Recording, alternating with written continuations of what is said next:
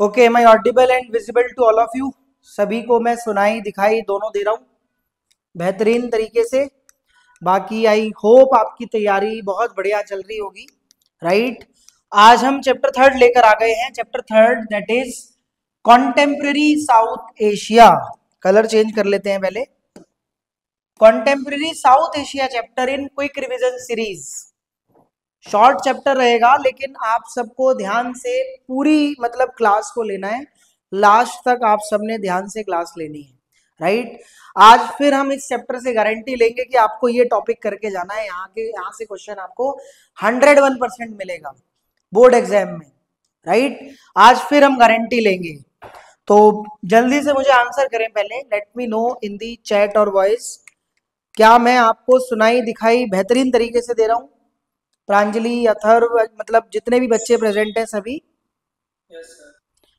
सबकी तैयारी बढ़िया चल रही है। अब मेरे पास मैसेज आ रहे हैं कल से, सर आप यूट्यूब पर मतलब डाल रहे हो तो वहीं से देख लेंगे, वहीं से ही सुन लेंगे। अभी सर ये वो मेरे को डालना नहीं चाहिए था शायद, लेकिन कोई बात नहीं, जैसा बच्चों को कंफर्टेबल हो। लेकिन लाइव क्लास लेनी जरूरी है, कोशिश करो कि लाइव क्लास लो, राइट।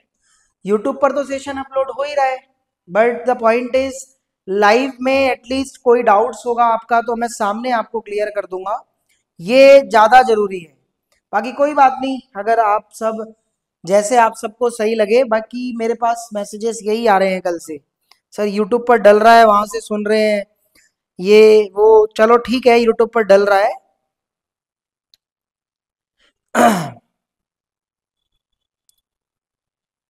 चलिए अब ज्यादा लेट ना करते हुए चैप्टर स्टार्ट करते हैं। All right, chapter third that is contemporary south Asia. इस चैप्टर में हम समझते हैं साउथ एशिया की पॉलिटिक्स। ध्यान दीजिएगा सभी, साउथ एशिया कॉन्टेम्प्रेरी मतलब पूरा south Asia, right. South Asia को हम समझेंगे इस चैप्टर में। साउथ एशिया की पॉलिटिक्स क्या थी, क्या है, क्या कन्फ्लिक्ट्स हुए थे, क्या रिलेशंस थे इंडिया के नेबर्स कंट्रीज के साथ, राइट। सारे कंटेक्स्ट को अच्छे से क्लियर करेंगे, राइट। तो सबसे पहले तो समझते हैं साउथ एशिया का मतलब क्या है। A group of 7 countries is called south Asia. Simple definition है, 7 कंट्रीज के ग्रुप्स को हम क्या कहते हैं, South Asia. Such as India, Bangladesh, Sri Lanka, Pakistan, Nepal, Maldives, Bhutan, right. आप सबको पता होना चाहिए कि 7 कंट्रीज के ग्रुप को, ओनली साउथ एशिया के 7 कंट्रीज के ग्रुप को हम साउथ एशिया कहते हैं। समथिंग लाइक दैट आप देख सकते हैं। ये सारी कंट्रीज, कई बार 1 मार्कर क्वेश्चन आने के चांसेस रहते हैं, तो इग्नोर मत करना कोई भी, राइट। इसके बाद China not considered this region. पूरे साउथ एशिया रीजन के अंदर चाइना को हम कंसीडर नहीं करते, लेकिन चाइना का रोल बहुत इंपॉर्टेंट माना जाता है साउथ एशिया रीजन के अंदर, right. Its role very important, its role very important in this region, right. इस रीजन में, साउथ एशिया के रीजन में चाइना का रोल बहुत इंपॉर्टेंट माना जाता है। Each country different types of political system. भाई सही बात है कि हर कंट्री का अलग अलग पॉलिटिकल सिस्टम होगा, राइट। इंडिया का अलग, श्रीलंका का अलग, मालदीव का अलग, भूटान का अलग, पाकिस्तान का अलग, बांग्लादेश का अलग, मतलब सारे कंट्री का जो पॉलिटिकल सिस्टम है अलग सिस्टम है, राइट। तो ये तो बेसिक सी डेफिनेशन हो गई, राइट। ये सब आपको पता होना चाहिए, वैसे भी आप सबको पता ही है, राइट। अब इस चैप्टर में हम 4 कंट्री के डेमोक्रेसी को समझेंगे। सबसे पहले ये चैप्टर हमारा 2 पार्ट में डिवाइड होता है। सबको बहुत अच्छे से पता है, बेहतरीन तरीके से पता है सबको, कि इस चैप्टर में हम 2 पार्ट कवर करते हैं। ध्यान दीजिए, पहले पार्ट 1 में हम कवर करते हैं 4 कंट्रीज की डेमोक्रेसी, राइट। अब देखो, किसी कंट्री में डेमोक्रेसी फेल होती है, किसी कंट्री में डेमोक्रेसी सक्सेस होती है, किसी कंट्री में पॉलिटिकल सिस्टम बहुत बेहतरीन चल रहा होता है, किसी कंट्री में खराब हो जाता है, फेल हो जाता है, राइट।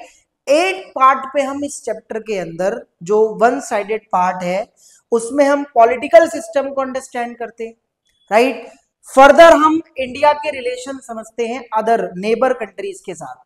साउथ एशिया की जितनी भी इंडिया के अलावा कंट्रीज है, राइट, उनके इंडिया के क्या मतलब संबंध रहे थे, कैसे हैं, वो सारी चीजें हम फर्दर साइड में यानी दूसरे पार्ट में इस चैप्टर के अंदर कवर करते हैं, राइट। आई होप आपको समझ आ रहा हो कि ये वाला जो चैप्टर है वो 2 पार्ट में कवर होता है। एक पार्ट में पॉलिटिकल सिस्टम, दूसरे पार्ट में India and it's neighbours, right. उम्मीद है आप सबको समझ आ गया हो ये छोटी सी बात, राइट। और आप ये चारों कंट्री मार्क कर लीजिएगा, लिख लीजिएगा कि पाकिस्तान, बांग्लादेश, नेपाल, श्रीलंका। सीबीएसई कुछ भी पूछ सकती है, यहां पर बहरूपिया है क्वेश्चन, क्वेश्चन वैसे बहरूपिया होता है। सीबीएसई कुछ भी आपसे पूछ सकती है, हो सकता है पाकिस्तान की डेमोक्रेसी के ऊपर क्वेश्चन आ जाए, राइट। हो सकता है बांग्लादेश के इमरजेंस पर क्वेश्चन आ जाए, हो सकता है श्रीलंका के ऊपर क्वेश्चन आ जाए, बांग्लादेश सॉरी नेपाल के ऊपर क्वेश्चन आ जाए, राइट। चारों कंट्री के पॉलिटिकल सिस्टम को अच्छे से समझना है। सर इंडिया क्यों नहीं पढ़ा रहे? दूसरी बुक पूरी इंडिया की है, राइट। दूसरी बुक पूरी इंडिया की है, politics in India since independence. वहां पर आप समझते हो इंडियन पॉलिटिक्स को। और भाई इंडिया इसलिए नहीं आता यहाँ पर क्योंकि इंडिया का democracy system at the time of independence, starting time पे कुछ चैलेंजेस आए थे, लेकिन over the period of time, with time बहुत बढ़िया रहा, राइट। बट ये चार कंट्री ऐसी थी जहां पर सिस्टम थोड़ा सा लैग हुआ था। पाकिस्तान में तो फेल होती चली गई थी डेमोक्रेसी, अभी हम समझेंगे टाइमलाइन वाइज। लेकिन जहां का रीजन होता है वहीं का पढ़ा जाता है, जहां कारण होते हैं उन्हीं कंट्री के पॉलिटिकल सिस्टम को समझते हैं, राइट। जिनका बेहतरीन चल रहा हो उन्हें क्या समझना, सिंपल, राइट। तो आपको पता होना चाहिए ये चैप्टर दो पार्ट में डिवाइडेड है, right. Part one political system, part two India and it's neighbours, mark my words, right. Part one में जो पॉलिटिकल सिस्टम है ये चार कंट्री आपको याद होनी चाहिए, एज इट इज आपके टंग पर होनी चाहिए। चारों कंट्री का political system timeline wise, name wise अच्छे से क्लियर होना चाहिए सभी को, राइट। अब आगे चलते हैं भाई, आगे चलते हैं। चलिए स्टार्टिंग करेंगे पाकिस्तान से, श्री गणेश करेंगे, राइट। हम इंडिया के लोग हैं भाई, इंडियंस हैं, श्री गणेश यहां से करेंगे। Democracy in Pakistan, right. लड़ाई और मैच, चाहे लड़ाई कह लो या मैच कह लो, कुछ भी कह लो, मिलिट्री वर्सेस डेमोक्रेसी, राइट। अब आ जाओ जल्दी से, मिलिट्री वर्सेस डेमोक्रेसी, राइट। कहीं पर निगाहें, कहीं पर निशाना, नहीं जोक नहीं कर रहे, लेकिन सिस्टम कुछ ऐसा था कि क्या करें भाई, सिस्टम ही कुछ ऐसा था कि क्या करें। मिलिट्री वर्सेस डेमोक्रेसी, कभी ये तो कभी ये, राइट। कभी ये तो कभी ये, कभी ये, मतलब मिलिट्री वर्सेस डेमोक्रेसी का ये मतलब है कभी मिलिट्री रूल, कभी डेमोक्रेटिक रूल। एक रूल टिक नहीं पा रहा था, राइट। और जब दो रूल में मैच चलेगा तो ऑब्वियसली एक रूल तो टिक ही नहीं पाएगा, सिंपल, राइट। चलिए 1958 में क्या होता है, military ruler one, colour change कर लेते हैं पहले,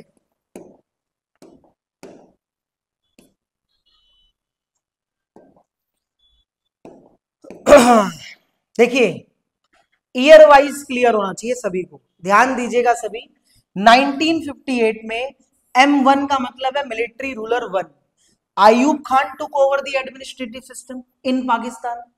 Ayub Khan ji as a military ruler सारे सिस्टम को अपने अंडर में ले लेते हैं, मिलिट्री रूलर वन, राइट। 69 तक बेहतरीन से तो नहीं कह सकते, लेकिन किसी तरीके से 10 साल तो बिताए ना, राइट। 10 ईयर्स में इन्होंने बता दिया कि भाई ये कितने अच्छे हैं, बता दिया, कहने की जरूरत नहीं है। 69 में मिलिट्री रूलर टू आ जाते हैं, Yahya Khan ji has arrived now. During the Yahya Khan leadership Pakistan faced key terms, Bangladesh crisis, war with India, this is point to be noted. Key terms का आपने इस्तेमाल करना है, ध्यान रखना, राइट। 1969 में Yahya Khan ji as a military ruler आते हैं, right. During the Yahya Khan leadership Pakistan faced key terms, Bangladesh crisis, war with India. दो चीज पाकिस्तान ने फेस की थी याहिया खान की लीडरशिप के अंडर। हमें नहीं पता कि एमसीक्यू में क्वेश्चन आ जाए, अगर आ जाए तो जीत जाना, हार मत मानना, अगर आ जाए ना तो जीत जाना, ये मैं आपको बता रहा हूं। आज मेरी तबीयत ठीक है, कल की क्लास में मैं थोड़ा सा ज्यादा ही मेरी तबीयत खराब थी, लेकिन आज मैं फिट हूं, राइट। ये एमसीक्यू में क्वेश्चन आ सकता है कि पहली बात तो याहिया खान मिलिट्री रूलर कब बने, ये भी आ सकता है। याहिया खान जी के लीडरशिप के अंडर दो चीजें फेस करी, सर पता है, यही मैं सुनना चाहता हूं सबसे कि सर पता है, राइट। 1971 में Bangladesh became the independent country, एक नंबर में क्वेश्चन आ सकता है। 71 में बांग्लादेश एक इंडिपेंडेंट कंट्री बन गया। सर ये बांग्लादेश कहां से आया है, अच्छा बांग्लादेश कहां से आया है, ये अगर मैं क्वेश्चन पूछूं किसी से कौन बताएगा, चलो ठीक है, मैं कोई एक बच्चा बता दे बांग्लादेश कहाँ से आया है। सर इंसान थोड़ी है ये जो आप ऐसे कह रहे हो, लेकिन फिर भी बांग्लादेश एज ए नेशन कैसे बना, अगर मैं आपसे पूछूं तो। चैप्टर थोड़ी ना पढ़ा रहा हूं मैं। वेस्ट पाकिस्तान था, फिर वहाँ के लैंग्वेज की वजह से मेनली, क्योंकि वहाँ पे पॉपुलेशन ज़्यादा थी और रिसोर्सेज भी ज़्यादा थे, उन्हें ईस्ट पाकिस्तान काफ़ी ज़्यादा एक्सप्लॉइट करता था। और जब शेख मुजीबुर रहमान इलेक्ट हो भी गए फाइनली, तो वहाँ के पहले के मिलिट्री रूलर्स को ये डाइजेस्ट नहीं हुआ, उन्हें जेल डाल दिया गया और उर्दू लैंग्वेज को फोर्स किया गया बंगाली लोगों के ऊपर। और इस वजह से वहाँ पे मुक्ति बाहिनी शुरू हो गया, उन्होंने वहाँ पे फ्रीडम दिलाना शुरू किया, जिसमें इमरान खान ने 1971 में वेस्ट पाकिस्तान को सपोर्ट करा, जिस वजह से बांग्लादेश फाइनली ऐसा देश बन पाया। ईस्ट पाकिस्तान वाला, ईस्ट पाकिस्तान वाला सैल्यूट, बहुत बढ़िया सैल्यूट है आपको। यस, बहुत बढ़िया। और आपको सैल्यूट है बेटा, आपसे उम्मीद है 100 में से 100 की, और भी बच्चों से उम्मीद है। मैं काफी बच्चों से यहाँ पे उम्मीद कर रहा हूँ कि 100 आउट ऑफ 100 आएंगे। और बिल्कुल आपसे बिल्कुल सैल्यूट है, बहुत बढ़िया आपने आंसर दिया कि sir Bangladesh as an country ऐसे इंडिपेंडेंट बना, राइट। अब पाकिस्तान की बात करें तो इंडिया की लोकेशन से निकला है पाकिस्तान भाई, पाकिस्तान पहले से नहीं था, बांग्लादेश पाकिस्तान वाले पार्ट से निकला है, ईस्ट पाकिस्तान, राइट। बहुत बढ़िया, वेरी वेरी गुड, आउटस्टैंडिंग। 1971 में Bangladesh became the independent country. 1971 में D1, D1 क्या है सार्थक, अगर मैं आपसे पूछूं तो D1 क्या है सार्थक, आई एम टेलिंग यू, तुरंत बताना है, ताकि देखो आपको टच वही मिलना चाहिए, ये नहीं लगना चाहिए कि आप ऑफलाइन में नहीं बैठे, तुरंत आपने आंसर करना है। What is D1 Atharva, what is D1?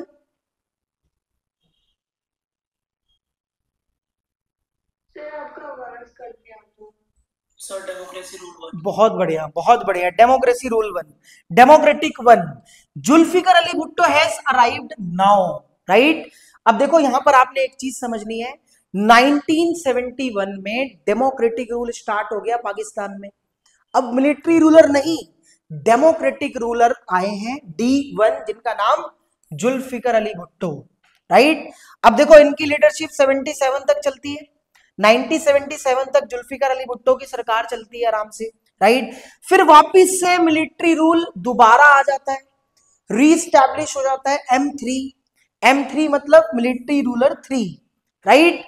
अब आपने ईयर मार्क कर लेना है, ईयर को याद कर लेना है, मिलिट्री रूलर 3, मिलिट्री रूलर 3 1977 में जिया उल हक, अब थोड़ा सा नाम आपने ध्यान रखना है, जिया ul Haq has arrived now, 1977 में जिया उल हक आ जाते हैं as a military ruler, right. अब 82 में ही फेस प्रो डेमोक्रेसी मूवमेंट, 82 के अंदर इनकी लीडरशिप के अंडर प्रो डेमोक्रेसी फेस करता है पाकिस्तान, राइट। अब आपने एक चीज समझनी है, 77 में मिलिट्री रूलर आ गए, तीसरे आ गए, और ठीक कुछ सालों के बाद 82 में, कुछ ईयर्स के बाद 82 में pro democracy movement Pakistan face करता है। लोग ये कह रहे थे भाई डेमोक्रेसी चाहिए, डेमोक्रेसी चाहिए, डेमोक्रेसी चाहिए।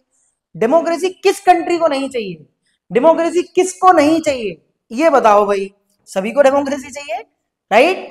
88 के अंदर वापस से क्या होता है, डेमोक्रेटिक रूल आ जाता है, राइट। अब 82 में, सॉरी 88 में डेमोक्रेटिक 2, D2 हम कहते हैं, यहां पर मैंने मेंशन कर रखा है।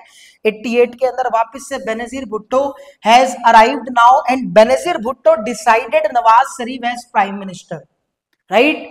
अब यहां पर आपने एक चीज समझनी है, 1988 में डेमोक्रेटिक रूल 2 स्टार्ट हो गया था पाकिस्तान में, बेनजीर भुट्टो की दोबारा से सरकार आ गई थी, लेकिन यहां आपने समझना है बेनजीर भुट्टो ने नवाज शरीफ जी को as a prime minister choose किया था, राइट। तो 1988 में नवाज शरीफ जी प्राइम मिनिस्टर बन गए, सिंपल।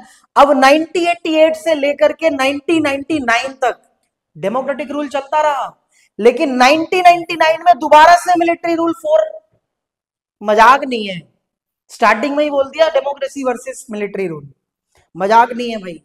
अब 99 में, मार्क माय वर्ड्स, अगेन देख लो भाई, परवेज मुशर्रफ जी आ जाते हैं, मिलिट्री कूप, removed prime minister Nawaz Sharif, military कूप कर देते हैं और ये नवाज शरीफ को हटा के खुद इलेक्ट करवा लेते हैं अपने आप को 2001 में एज एन प्रेसिडेंट, राइट। तो आपने ध्यान रखना है इन टाइमलाइंस को।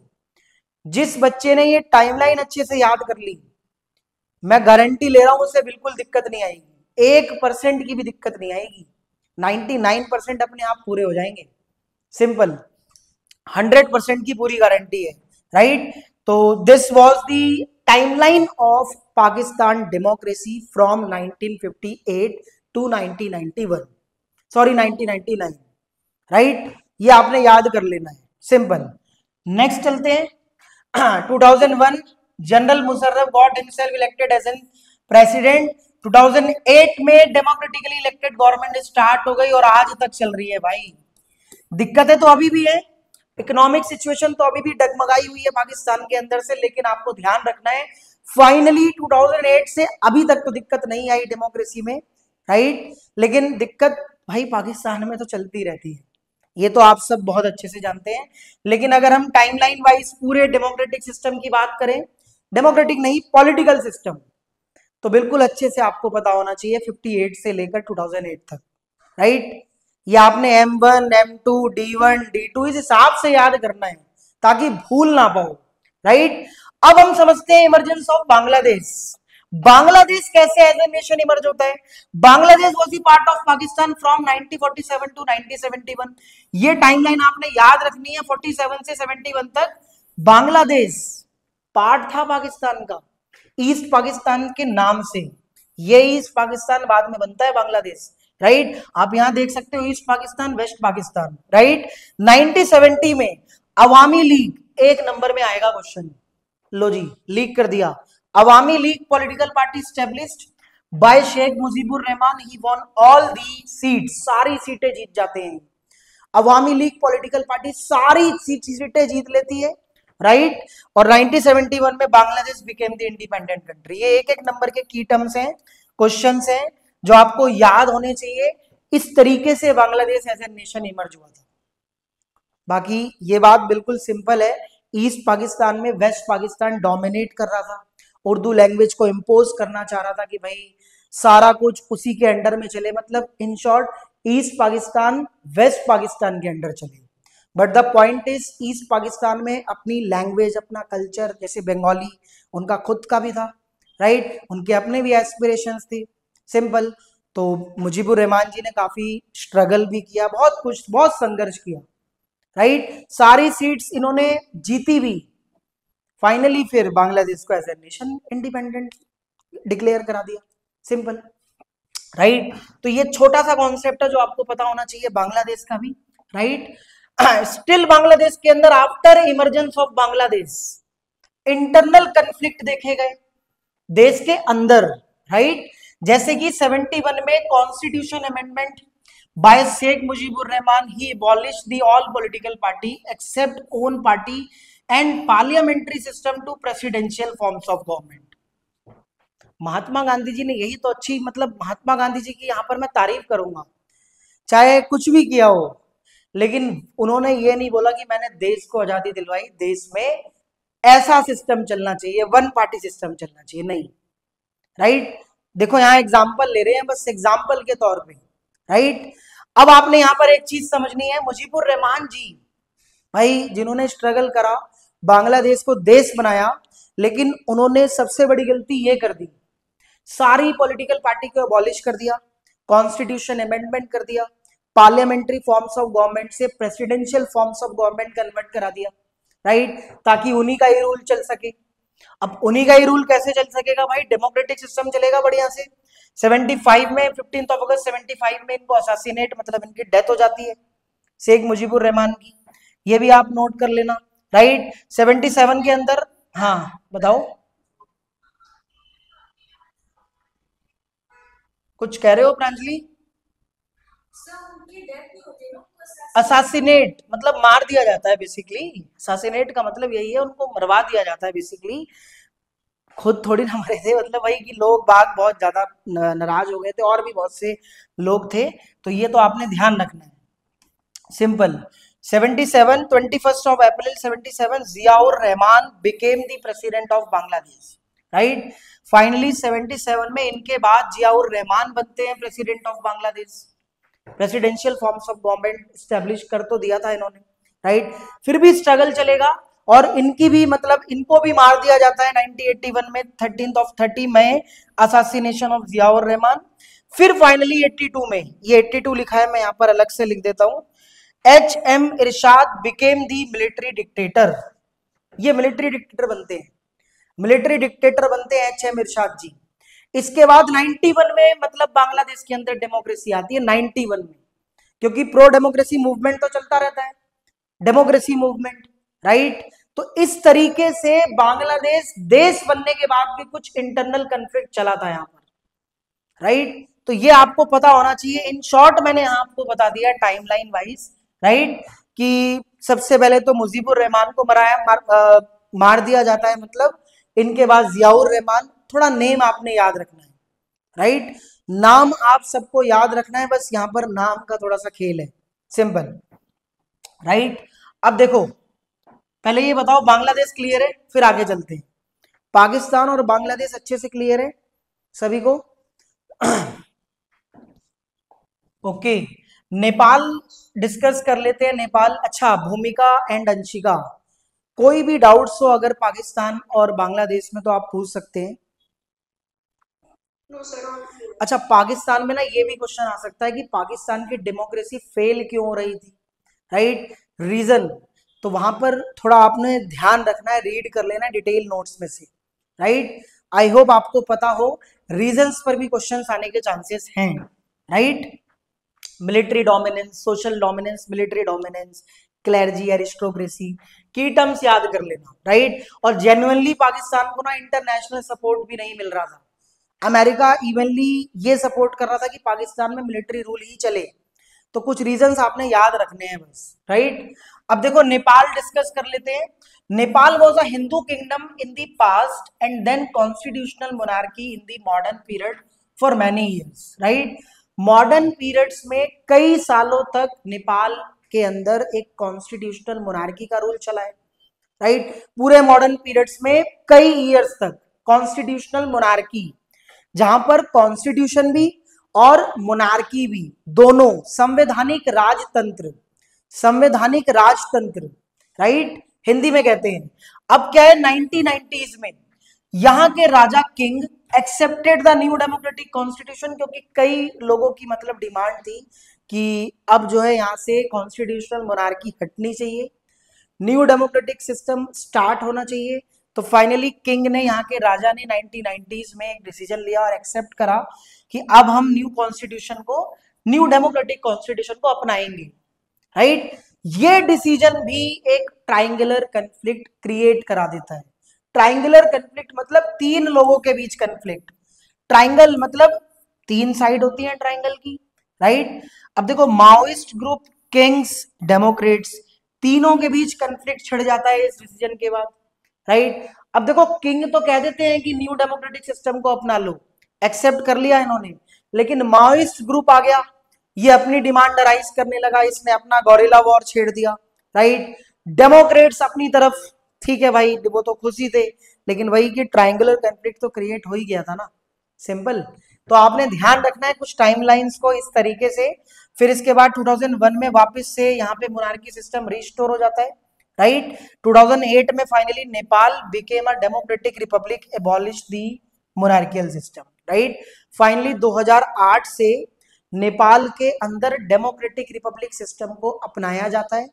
और 2015 में, ये आप याद कर लेना, एक नंबर में क्वेश्चन आ सकता है, 2015 में न्यू कॉन्स्टिट्यूशन को अडॉप्ट किया था नेपाल ने, नए संविधान को। और फाइनली 2008 के बाद, ये भी याद रखना, आफ्टर 2008 नेपाल के अंदर डेमोक्रेटिक सिस्टम बढ़िया चलता आ रहा है, बहुत बढ़िया से, राइट। लेकिन इससे पहले मॉडर्न पीरियड के कई इयर्स तक तो कॉन्स्टिट्यूशनल मोनार्की चला ही था। इससे पहले बहुत बड़ा हिंदुओं का राज्य भी, मतलब राजाओं का राज्य भी हुआ करता था, राइट। ये आपने याद रखना है। अब डिस्कस करेंगे श्रीलंका। नेपाल भी क्लियर है। श्रीलंका गॉट इंडिपेंडेंट इन 1948, एक नंबर में आ सकता है क्वेश्चन, थोड़ा बड़ा बड़ा लिख देता हूं, राइट। अब यहां पर एथनिक कंपोजिशन समझना है आप सबको, एथनिक कंपोजिशन ऑफ श्रीलंका, कौन कौन से ग्रुप्स, कौन कौन सी कम्युनिटी। देखिए ध्यान से, ध्यान दीजिएगा, 1956 में क्या होता है, ऑफिशियली रिकॉग्नाइज कर दिया जाता है ऑफिशियली रिकॉग्नाइज कर दिया जाता है सिन्हालास कम्युनिटी को। सर क्यों? क्योंकि इनकी मेजोरिटी थी। सर हिंदुओं की मेजोरिटी भी है हमारे कंट्री में, राइट? यहां तो नहीं है ऐसा। यही तो सबसे बड़ा कंफ्लिक्ट था, एथनिक कंफ्लिक्ट, सबसे बड़ा कंफ्लिक्ट यही था, राइट? तो mark my words, mark the point, याद रखिएगा सभी। ऑफिशियली अनाउंसमेंट तो गवर्नमेंट ऑफ श्रीलंका कर देती है क्योंकि इनकी मेजोरिटी थी, राइट? स्टिल यही कंफ्लिक्ट में बदल जाता है। तो कंपोजिशन कर लो पहले, 74% सिन्हालास कम्युनिटी, 18% तमिल्स। अब 18% तमिल्स को बाइफरकेट कर दो इंडियन तमिल्स में और श्रीलंकन तमिल्स में, तो भाई 5% Indian Tamils, 13% Sri Lankan Tamils, right? Total 18% की आबादी तमिल्स की, राइट? जिसमें से बाइफरकेशन था, इंडियन तमिल्स इंडियन नेटिव्स के थे, श्रीलंकन तमिल्स श्रीलंकन नेटिव्स के थे, 7% क्रिश्चियनिटी, 1% बुद्धिज्म। तो 100% कंपोजिशन इस तरीके से आपको करके आना है। अगर एथनिक कंपोजिशन पूछ ली जाए, वैसे अगर श्रीलंका पर क्वेश्चन आ जाए तो ऐसे आपने आंसर लिखना है, सिंपल।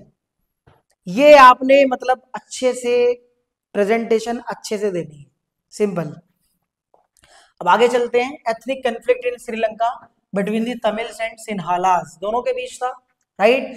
फ्रॉम 1983 से onwards, 1983 onwards the militant organisation LTTE liberation tigers of Tamil was fighting an armed struggle with the army of Sri Lanka. भाई देखो, इस वाले ऑर्गेनाइजेशन ने भी बहुत लड़ाई लड़ी, ये मिलिटेंट ऑर्गेनाइजेशन था, लेकिन फाइट इसने करी थी तमिल्स को फेवर दिलाने के लिए, in pursuit of their demand for a Tamil और separate country for the Tamilians of Sri. ये अपने सेपरेट कंट्री की भी डिमांड कर रहे थे, राइट? तमिल्स के फेवर में। तो फाइट तो करी थी इन्होंने भी भाई, सिंपल। इंडिया ने भी भाई 1989 में पीस कीपिंग फोर्सेस उतार दी थी, सिंपल। इंडिया ने भी भाई, इंडियन तमिल्स भी तो थे, इंडियन तमिल्स भी थे, तो गवर्नमेंट ऑफ इंडिया भी लगी हुई थी, सिंपल। इंडिया एंड पाकिस्तान, एक मिनट पहले ये बताओ श्रीलंका क्लियर है? एथनिक कन्फ्लिक्ट इन श्रीलंका पे ये पॉइंट्स आपने याद रखने हैं यहां तक, राइट? फिर हम आगे जाएंगे। बाकी ये सब बातें आप सबको याद होनी चाहिए कि देखो भाई, LTTE मिलिटेंट ऑर्गेनाइजेशन ने भी फाइट करी थी तमिल एक सेपरेट कंट्री की, उनके लिए भी, राइट? काफी ज्यादा। और इंडिया ने भी पीस कीपिंग फोर्सेस उतारी थी, पुल्ड आउट, राइट? क्योंकि इंडियन नेटिव्स के भी तमिल्स थे क्या मतलब है भी, सिंपल। तो इस तरीके से आपको ethnic conflict in Sri Lanka clear होना चाहिए, राइट? तो सबसे पहले आप लोग मुझे ये बताएंगे, पाकिस्तान, बांग्लादेश, नेपाल, श्रीलंका, चारों कंट्री की पॉलिटिकल सिस्टम अच्छे से क्लियर है? पॉलिटिकल सिस्टम कुछ भी नहीं है, डिटेल नोट्स में से आप रीड करो, पीपीटी से रीड करो, डिटेल वीडियोस देखो, ये वाली वीडियो देखो, सच में आ जाएगा समझ में, सिंपल। अब देखिए दूसरे पार्ट पर हम आते हैं, इंडिया एंड इट्स नेबर वाला मेरा दूसरा पार्ट था, जिसमें सबसे पहले इंडिया पाकिस्तान के बीच कंफ्लिक्ट और पीस कॉपरेशन को समझेंगे। इंडिया पाकिस्तान के बीच कंफ्लिक्ट, मैं लीक कर रहा हूं ये क्वेश्चन, क्या पता बोर्ड एग्जाम में ये क्वेश्चन आपको मिल जाए, राइट? ध्यान दे दीजिएगा सभी। इंडिया एंड पाकिस्तान के बीच कंफ्लिक्ट, इंडिया पाकिस्तान रिलेशन, अगर क्वेश्चन आ जाए तो ऐसे आपने मतलब याद करना है, इस तरीके से आपने लिखना है। की टर्म्स, मैं की टर्म्स बताऊंगा। देखो सबसे पहले इंडिया पाकिस्तान के बीच एक कंफ्लिक्ट नहीं है, मतलब नहीं था, बाकी कश्मीर को लेके आज भी है, लेकिन स्टिल, राइट? सबसे पहले कश्मीर इशू आ जाएगा, उसके बाद Siachen glacier, arms race, water sharing, ये आपने चार मतलब कंफ्लिक्ट मार्क कर लेने हैं, याद रख लेने हैं इंडिया और पाकिस्तान के बीच में, सिंपल। आई अगेन रिपीटेड, ये चारों कंफ्लिक्ट आपको पता होने चाहिए। But most of the students आप पूछोगे ना कि भाई इंडिया और पाकिस्तान के बीच कंफ्लिक्ट किस चीज को लेके है? कश्मीर को लेके है भाई, कश्मीर को लेके है, सब बोलेंगे कश्मीर को लेके है। बहुत सी चीजें मतलब पहले से भी थी, कुछ चीजें ऐसी भी थी जो पहले कंफ्लिक्ट थे, आज भी है, बहुत से कंफ्लिक्ट्स हैं, राइट? अगर मैंने यहाँ पे 100 लिख दिया तो पाकिस्तान के साथ 99% कंफ्लिक्ट है, 1% सही है, ये मेरा ओपिनियन है, सिंपल, राइट? अब आगे चलेंगे। पीस एंड कोऑपरेशन की अगर बात करें इंडिया और पाकिस्तान के बीच, शिमला एग्रीमेंट कब साइन हुआ? एक नंबर में क्वेश्चन आ सकता है, 1972 में, राइट? समझौता एक्सप्रेस में कब स्टार्ट हुआ? 1976 में, राइट। अब देखो ये आपने ध्यान रखना है, समझौता एक्सप्रेस की शुरुआत 1976 में हो गई, राइट। तो ये तो इंडिया एंड पाकिस्तान के बीच पीस और कोऑपरेशन की बात हो गई, सिंपल। करतारपुर कॉरिडोर भी ओपन कर दिया गया था पुलवामा अटैक के बाद अभी 2019 में। क्या कह रहे हो प्रांजलि, कुछ कहना चाह रहे हो? ये पूछना था कि हमें यहाँ पे क्या दो प्राइम मिनिस्टर्स के नाम याद रखने होंगे जिनके अगर लिख दोगे तो बहुत बढ़िया है, नहीं तो वैसे लिख दो तो ज्यादा बढ़िया है, सिंपल। दोनों प्राइम मिनिस्टर्स के नाम, इससे मैसेज जाएगा कि हाँ हमारा कॉन्सेप्ट बहुत अच्छे से क्लियर है। बाकी पॉइंट ये है कि थोड़ा सा डिटेल में डिफाइन करना, राइट। हमारे नोट्स में आप देख सकते हो सब कुछ डिफाइन है, राइट। इंडिया और पाकिस्तान का कॉन्फ्लिक्ट चांसेस 90% है आने की। देखो दो में से एक पक्का आएगा, इंडिया बांग्लादेश, इंडिया पाकिस्तान, ध्यान रखना। दोनों में से एक क्वेश्चन मिल रहा है आपको, बिल्कुल 90% चांसेस हैं, हो सकता है 100% में तब्दील हो जाए। ये प्रिडिक्शन है तगड़ी वाली। इंडिया बांग्लादेश, इंडिया पाकिस्तान, बार बार करना है, बार बार करना है, बार बार करना है, राइट, सिंपल। अब देखो इंडिया बांग्लादेश, भाई दोनों बातें समझेंगे। Illegal immigration, issue of Ganga river, Brahmaputra river, natural gas, ये भाई कंफ्लिक्ट। पीस एंड कोऑपरेशन की बात करें तो दिसंबर 2020 में इंडिया और बांग्लादेश ने एक एग्रीमेंट, कुछ सेवरल एग्रीमेंट साइन करे, कुछ चीजों की मतलब कुछ प्रोजेक्ट के ऊपर शुरुआत कर दी, 4 प्रोजेक्ट के ऊपर, राइट। आप देख सकते हैं ये सारी चीजें थी। Cooperation in the hydrocarbon sector, agriculture, textile, trans border elephant conversation, ये प्रोजेक्ट के ऊपर इनॉग्रेशन स्टार्टिंग, इनॉग्रेटेड मतलब स्टार्टिंग, शुरुआत कर ली थी। और इन्हीं मतलब प्रोजेक्ट के ऊपर सेवरल एग्रीमेंट साइन किए थे इंडिया और बांग्लादेश ने। कब किए थे भाई? दिसंबर 2020 में। कई बार तो बच्चों को ये भी नहीं पता होता है, लेकिन आपको याद रखना है, इंडिया बांग्लादेश के बीच भी भाई था कंफ्लिक्ट, राइट, ये आप देख सकते हो, सिंपल। तो ये इंडिया बांग्लादेश की बात हो गई। अब हम नेपाल की बात करें तो कंफ्लिक्ट, पीस एंड कोऑपरेशन, दोनों समझना ध्यान से। A treaty between the countries allows the citizens of the two countries to travel and work in the other countries without visas and passport. देखो पीपल टू पीपल तो अच्छे से जा सकते हैं, नेपाल में भी, नेपाल से भी आ सकते हैं, ट्रैवल भी कर सकते हैं, बिजनेस पर्पज से भी, सब कुछ कॉर्डियल रिलेशनशिप, कॉर्डियल, राइट, लोगों के बीच। सो सर दिक्कतें कहाँ थी, कहाँ कंफ्लिक्ट थी, थे, ध्यान से समझो। पहले आपको ध्यान रखना है, दोनों कंट्री पहले ट्रीटी साइन कर लेती है, सिंपल, कि मूवमेंट हो सकती है पीपल्स की type, right. The Indian government often express displeasure at the warm relationship between Nepal and China. दोनों के बीच इंडियन गवर्नमेंट ने एक्सप्रेस कर दिया नेपाल और चाइना के वार्म रिलेशनशिप को, सिंपल। अब देखो पीस एंड कोऑपरेशन वाला पार्ट अलग है, ध्यान रखना। पीस एंड कोऑपरेशन इधर से आएगा, ये मैंने बना रखा है, लो मैं थोड़ा सा डार्क कर देता हूं। ये तो बात हो गई कन्फ्लिक्ट एंड मतलब कन्फ्लिक्ट्स वाली बात ये हो गई। बाकी पीस एंड कोऑपरेशन में despite difference trade, scientific cooperation, common natural resources, इन सभी चीजों पे मतलब जो भी डिफरेंस पहले थे सब पर मिलकर साथ सारे आ जाते हैं और सब पर डील करते हैं कि भाई अब हम साथ मिलकर काम करेंगे, बढ़िया से करेंगे, right. South Asia first cross border petroleum product pipeline constructed and funded by Indian Oil Corporation Limited, connected Motihari India to Amlekhganj Nepal. देखो भाई साउथ एशिया में पहला रीजन बनता है ये, राइट, पहला जहां पे इसकी कंस्ट्रक्शन हुई, किसकी कंस्ट्रक्शन हुई? पाइपलाइन की कंस्ट्रक्शन हुई। इसको फंड किसके थ्रू दिया गया? Indian oil, right, Indian oil corporation limited, इसने फंड किया, पाइपलाइन की कंस्ट्रक्शन कराई, ताकि भाई ऑयल पास किया जा सके, पेट्रोल पास किया जा सके। क्योंकि नेपाल आप सब जानते हो लैंड लॉक्ड कंट्री, कहीं ना कहीं तो उसको आना ही पड़ेगा ना इंडिया के पास, राइट, कहीं ना कहीं तो इंडिया से रिसोर्सेज की हेल्प चाहिए होगी, सिंपल। तो आप देख सकते हो कि इंडियन ऑयल कॉर्पोरेशन लिमिटेड ने पाइपलाइन कनेक्टेड कराए, पाइपलाइन की कनेक्टिविटी शुरू कराई, कहां से? Motihari India to Amlekhganj Nepal, India में इस जगह से नेपाल में इस जगह तक, याद रखना आप सभी, राइट, ये सारी बातें आपने याद रखनी है। बेटा लाइव क्लास तो ले लो, कम से कम लाइव क्लास तो अटेंड करा करो।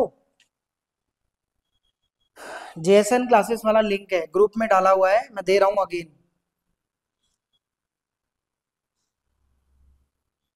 एक सेकंड देना सभी।